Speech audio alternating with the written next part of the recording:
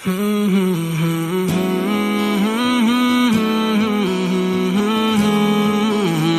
वालेकुम अज़ीज़ ख़वातीन व हज़रात, कैसे हैं आप? उम्मीद करता हूँ कि ठीक ठाक होंगे। आधा रमज़ान अल्हम्दुलिल्लाह गुजर गया और अल्लाह से दुआ है कि अल्लाह इस रमज़ान को हमारे लिए बाइस रहमत और बाइस बरकत बनाए और इस रमज़ान में की गई तमाम तर इबादत और दुआओं को कबूल फरमाए। तो शुरू करते हैं हमारे सीरत सिराते मुस्तकीम की 15वीं एपिसोड को 15वें पारे से। 15वें पारे का आगाज़ सूरतुल बनी इसराइल से होता है और सूरतुल बनी इसराइल के शुरू में अल्लाह ताला इरशाद फरमाते हैं कि पाक है वो ज़ात जो बंदे को रात के वक़्त मस्जिद हरम से मस्जिद अक्सा तक ले गई, जिसके गिर्द हमने बरकतें रखी हैं ताकि हम इन्हें अपनी निशानियां दिखाएं। बेशक वो खूब सुनने और देखने वाला है। रसूल करीम सल्लल्लाहु अलैहि वसल्लम जिब्राइल अमीन के साथ बैतुल मक़दिस की इमारत में दाखिल हुए, जहाँ पे आदम से लेकर ईसा अलैहिस्सलाम तक तमाम अंबिया सफ़ बांधे मौजूद थे। रसूल करीम सल्लल्लाहु अलैहि वसल्लम ने मसल्लाह अमामत पर खड़े होकर नमाज की अमामत फरमाई और तमाम अंबिया ने आपकी अमामत में नमाज अदा की। और यूं कायनात के लोगों को ये बात समझ आ गई कि रसूल करीम सल्लल्लाहु अलैहि वसल्लम सिर्फ आने वालों के इमाम नहीं बल्कि जाने वालों के भी इमाम। जब रसूल करीम सल्लल्लाहु अलैहि वसल्लम का सफ़र मिराज से वापस आए तो अबू जहल ने जनाब अबू बकर सिद्दीक़ से पूछा कि क्या कोई इंसान एक रात में बैतुल मक़दिस का सफ़र करके वापस आ सकता है? तो जनाब अबू बकर सिद्दीक़ रज़ी अल्लाह अन्हु ने कहा ऐसा मुमकिन नहीं है। अबू जहल ने कहा फिर जिसको आप नबी मानते हैं उन्होंने इससे भी बड़ी बात की है, वो बैतुल मक़दिस और इसके बाद आसमानों की सैर करके वापस आ गए। हज़रत अबू बकर सिद्दीक़ रज़ी अल्लाह अन्हु ने कहा कि अगर रसूलुल्लाह सल्लल्लाहु अलैहि वसल्लम ने ऐसा कहा है तो फिर दुरुस्त कहा है, इसलिए कि रसूल करीम सल्लल्लाहु अलैहि वसल्लम की कोई बात किसी भी हालत में गलत नहीं हो सकती। इस बारे में अल्लाह ताला ने ये भी बताया है कि कुरान मजीद नेक अमाल करने वाले मोमिनों के लिए बिशारत है। जो लोग आखिरत पर ईमान नहीं रखते उनके लिए दर्दनाक अज़ाब है। इस बारे में अल्लाह ताला ने ये भी बयान फरमाया है कि अल्लाह ताला ने फैसला कर लिया है कि इबादत सिर्फ अल्लाह की होनी चाहिए और वालिदैन के साथ हुस्ने सलूक करना चाहिए। अगर वो दोनों या इनमें से कोई एक बुढ़ापे की उम्र को पहुंच जाए तो उनको उफ भी नहीं कहना चाहिए और ना उनको झिड़कना चाहिए और उनको अच्छी बात कहनी चाहिए और उनके सामने मोहब्बत के साथ अपने कंधों को झुकाना चाहिए और ये दुआ मांगनी चाहिए कि ए परवरदिगार इन पर रहम कर, जिस तरह से वो बचपने में मुझ पर रहम करते थे। अल्लाह तबारक व तआला ने इस सूरत में ये भी इरशाद फरमाया है कि क़राबतदारों, मसाकीन, मुसाफिरों के हक़ को अदा करना चाहिए, फजूल खर्ची नहीं करनी चाहिए। बेशक फजूल खर्च शैतान के भाई हैं और शैतान अपने परवरदिगार का नाशुक्रा है। इस सूरत में अल्लाह ताला ने उन काफिरों का भी जिक्र किया है जो खुद तो बेटियों को जिंदा दरगोर कर देते थे और उनकी पैदाइश को अपने लिए बाइस आर समझते थे और कहते थे कि अल्लाह ने फरिश्तों को अपनी बेटियां बनाया हुआ है।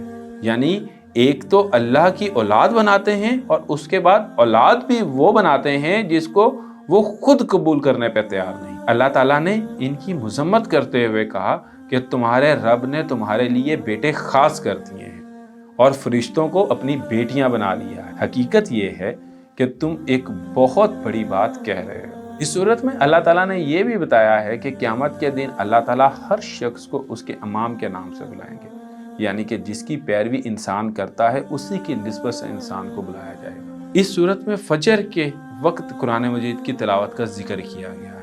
इस वक्त कुरान मजीद की तिलावत करना बाइस बरकत है। इस वक्त फरिश्ते कुरान सुनने के लिए हाजिर होते हैं। इस बारे में अल्लाह ताला ने नबी करीम सल्लल्लाहु अलैहि वसल्लम को तहज्जुद की नमाज अदा करने का हुक्म दिया कि ये नमाज नबी करीम सल्लल्लाहु अलैहि वसल्लम पर उम्मत के मुकाबले में लाजमी थी और इसका सबब यह था कि अल्लाह ताला नबी करीम सल्लल्लाहु अलैहि वसल्लम को क़यामत के रोज़ मुकाम महमूद अता फरमाएंगे। इस सूरत के आखिर में जाके अल्लाह ताला इरशाद फरमाते हैं कि अल्लाह ताला को चाहे अल्लाह कहकर पुकारा जाए, रहमान कह के पुकारा जाए, अल्लाह ताला को अच्छे अच्छे नामों के साथ पुकारा जाए।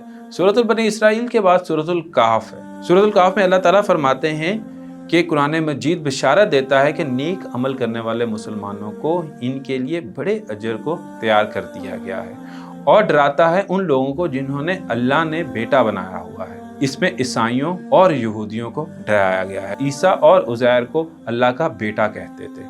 अल्लाह तबारक व तआला फरमाते हैं کہ نہ تو ان کے پاس علم ہے اور نہ ہی ان کے آباء و اجداد کے پاس علم تھا، اور یہ بات گھڑی ہوئی ہے، بس یہ بات جھوٹ بول رہے ہیں۔ سورۃ الکہف میں اللہ تعالیٰ نے بعض مومن نوجوانوں کا ذکر کیا ہے جو کہ وقت کے بے دین بادشاہ کے شر اور فتنے سے بچنے کے لیے ایک غار میں پناہ گزین ہو گئے تھے۔ اللہ تعالیٰ نے اپنی قدرت کاملہ کا اظہار کے لیے 309 برس کے لیے سلا دیا۔ اس کے بعد جب وہ بیدار ہوئے تو آپس میں بات چیت کرنے لگے، ہم کتنا سوئے ہوں گے؟ تو ان کا خیال تھا کہ ایک دن یا اس کا کچھ حصہ سوئے ہوں گے۔ اللہ تعالیٰ نے قرآن مجید میں ایسے واقعات بیان کیے ہیں جو در حقیقت توجہ آخرت کی طرف مبذول کروائی ہے۔ جو اللہ 309 برس تک لوگوں کو سلا کر بیدار کر سکتا ہے، کیا وہ قبروں میں مردہ وجودوں کو برآمد نہیں کر سکتا؟ اس بارے میں اللہ تعالیٰ نے جناب موسیٰ کے واقعے کا بھی ذکر کیا ہے۔ ہوا کچھ یوں کہ جناب موسیٰ ایک مرتبہ بنی اسرائیل میں موجود تھے اور آپ سے سوال کیا گیا کہ اس وقت روح زمین پر سب سے بڑا عالم کون ہے؟ تو جناب موسیٰ نے جواب دیا کہ اس وقت دنیا میں سب سے بڑا عالم میں ہوں۔ اللہ تعالیٰ نے موسیٰ کو بہت بڑا مقام عطا کیا تھا، لیکن یہ جواب اللہ تعالیٰ کی منشا کے مطابق نہ تھا۔ اللہ تعالیٰ نے جناب موسیٰ کو کہا کہ 2 دریاؤں کے سنگم پر چلے جائیں، وہاں پر آپ کی ملاقات ایک ایسے بندے سے ہوگی جن کو میں اپنی طرف سے علم اور رحمت عطا کی ہے۔ جناب موسیٰ 2 دریاؤں کے سنگم پر پہنچے تو آپ کی ملاقات جناب خضر علیہ السلام سے ہوئی۔ جناب موسیٰ نے جناب خضر علیہ السلام سے پوچھا کہ اگر میں آپ کے ہمراہ رہوں تو کیا آپ کو رشد و ہدایت کی وہ باتیں جو کہ آپ کے علم میں ہیں آپ مجھے بھی سکھائیں گے؟ جناب خضر نے جواب دیا کہ آپ میرے ساتھ صبر نہیں کر سکتے، اور آپ ان کی باتوں کے باپر کیوں صبر کریں گے جن کی وجہ آپ جانتے نہیں۔ موسیٰ نے جناب خضر علیہ السلام کو صبر کی یقین دہانی کرائی اور دونوں اکٹھے چل پڑے۔ کچھ دور چلنے کے بعد آپ ایک کشتی میں سوار ہوئے۔ جب اترنے لگے تو خضر علیہ السلام نے کشتی میں سوراخ کر دیا۔ جناب موسیٰ کو یہ بات پسند نہ آئی کہ جس کشتی میں سفر کیا اسی میں سوراخ کر دیا۔ آپ نے کہا کہ آپ نے یہ کیا کام کر دیا؟ جناب خضر علیہ السلام نے کہا کہ میں نے آپ کو نہیں کہا تھا کہ آپ میرے ساتھ صبر نہیں کر سکتے۔ جناب موسیٰ علیہ السلام نے کہا کہ آپ میرے بھول جانے پر مواخذہ نہ کریں اور نہ ہی میرے سوالات پر تنگی محسوس کریں۔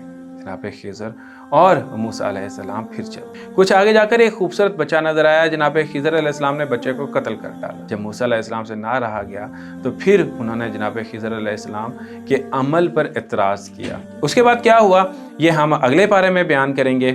اللہ تبارک و تعالیٰ سے دعا ہے کہ اللہ ہمیں قرآن پڑھنے، سمجھنے اور اس پر مذکورہ مضامین پر نصیحت حاصل کرنے کی توفیق عطا فرمائے۔ دعا میں یاد رکھیے جواد احمد کو۔ اللہ حافظ۔